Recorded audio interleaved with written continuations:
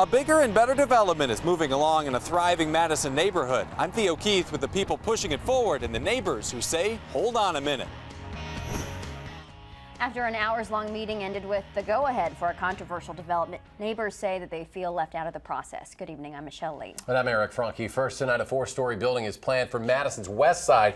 This is on Monroe Street at Knickerbocker. It's on the corner where an old service station sits now. New at 10, the night team's Theo Keith asked about what's next and met the man whose blessing got the project moving.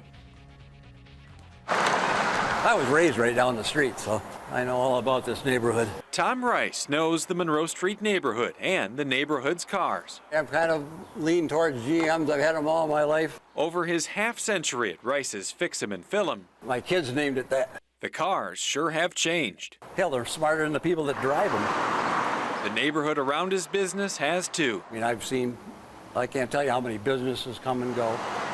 But now it's Rice's time to go. I got bad knees and a bad hip and not really much fun to work anymore.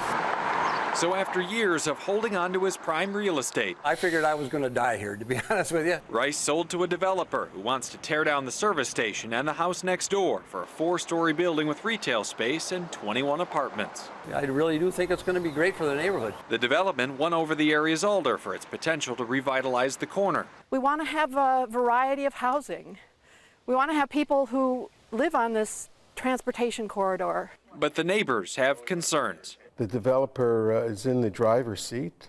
They say they feel powerless because of a change in city ordinances. Monday night's okay from the Plan Commission is enough to move the project forward, even though the Neighborhood Association voted 11-2 to oppose it.